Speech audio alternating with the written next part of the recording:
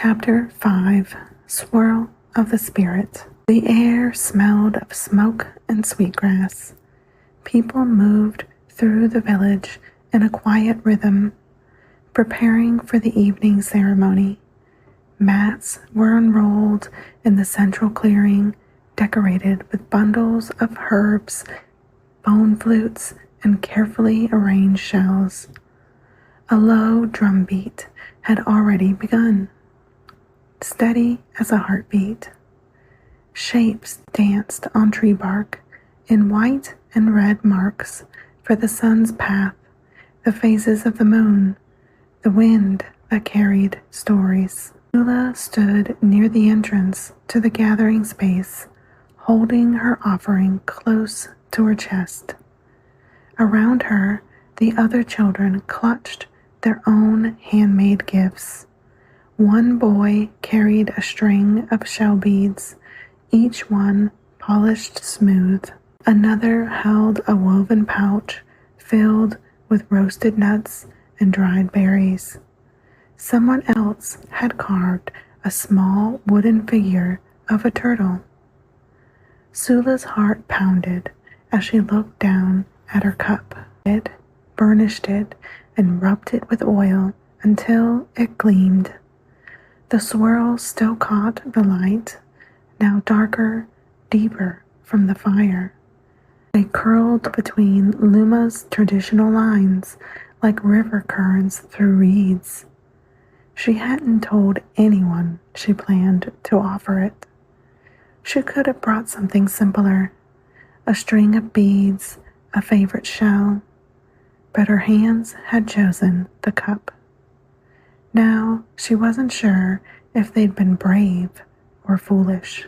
She approached without a word and adjusted the wrap at Sula's shoulder. Her touch lingered for a moment, neither encouraging nor warning, just present. Then Luma turned and took her place among the elders, gathered near the central fire, her shawl catching the breeze like a wing. One by one, the children were called to place their offerings on the woven mat in front of the ceremonial circle. Sula's name came last. She stepped forward, the cup heavy in her hands. For a moment, it felt as if all sound faded. The drum beat slowed in her ears. She knelt, placed the cup gently on the mat, and bowed her head. Not long, not deeply, just enough.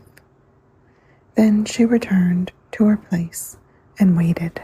There was no rejection, no approval, just the steady rhythm of the drum, the shifting of wind through the trees, and the firelight dancing across her creation. The ceremony had only just begun. The cup enters the circle. The offerings lay in a line across the woven mat, each one simple, meaningful, and carefully made. Elders moved among them, pausing to examine a carved charm, a polished shell, a pouch of food. They nodded occasionally, whispered softly to one another, or traced the edge of a piece with a gentle finger. When they reached Sula's cup, the silence stretched just a little longer.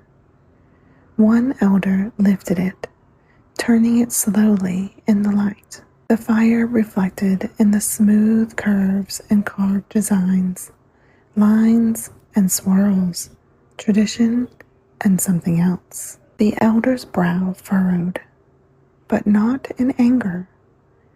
Curiosity flickered across their face, like a shadow passing over a stone. They said nothing. The cup was placed back on the mat. Sula sat rigid, watching from the edge of the gathering. Her hands trembled where they rested in her lap, and her eyes darted from one elder to the next. No one looked at her directly. No one smiled. But no one turned away. She replayed her answer to Luma's question in her mind. I wanted to remember something, but also say something new. It had felt clear when she had said it. Now it felt like a pebble dropped into a deep spring, vanishing too quickly to know where it landed. Maybe they thought she had made a mistake. Maybe they didn't understand. Maybe they did understand, and that was worse. The drum beat changed, slower now, heavier. The first notes of the spiral dance began to echo across the clearing. She pressed her palms to her knees and took a breath. The cup hadn't been taken away. That had to mean something. The dance began with a single step. One of the older girls entered the circle, arms raised, fingers splayed like branches catching the wind. Another joined her, then two more. The dancers moved slowly at first, tracing a wide curve along the edge of the firelight, their feet stirring the dust into soft whirls. The drum beat deepened by hand claps and bone flutes. The steps grew bolder, inward then outward, circling like the patterns carved in the clay, like the swirl Sula had traced into the dirt that first quiet evening long ago. She joined the movement. Then her turn came, letting the rhythm pull her forward. Her body remembered the steps from practice, but something was different now. Each turn felt fuller, more grounded. The swirl wasn't just in the steps. It was in the air, the dust, the fire. It was alive. For the first time that day, let go of the weight she had been carrying. She moved with the others, her eyes half closed, arms rising and falling in time with the breath of the drums.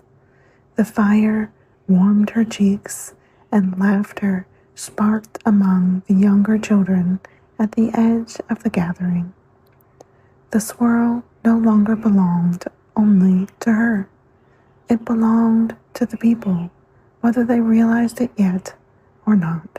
Then came the offering of the drink. An elder approached the mat where the items had been placed. From the line of gifts, Luma stepped forward, calm and quiet. She didn't speak. She didn't ask. She reached down and lifted Sula's cup. Sula's feet paused mid-step. Her heart seemed to stop with them. Luma moved to the center of the circle and poured a clear liquid, herbal and steaming, into the cup. She held it in both hands, lifted it toward the sky for just a breath, and then offered it to the elder presiding over the ritual. No words were exchanged, no meaning explained. But Sula's cup had been chosen. The swirl had entered the circle. The closing. The fire had burned low again, glowing like a deep breath in the center of the clearing. The dance had ended, and the songs had softened into hums. By one, people returned to their shelters, their offerings collected, their feet dusty and their spirits full. Sula sat alone for a moment on the edge of the circle, her legs crossed, hands clasped in her lap. The cup had been washed and placed back on the mat, a faint curl of steam rising from its rim. It looked like every other cup now, worn, used, part of the moment. But Sula saw more. She saw where her fingers had pressed into the clay, where her thoughts had curled into the spiral, where a long-forgotten story had returned to the surface. She didn't know what the elders would say, if they would say anything at all. But no one had stopped Luma from using the cup. No one had pulled it away or questioned it. It had simply belonged. That was enough. A soft footstep stirred the grass behind her. Luma approached and paused, looking down at her great niece. The firelight flickered across her face, but her expression was unreadable. She only said this: "Come, you'll want to bring your cup." And then she walked away. Sula rose, heart steady.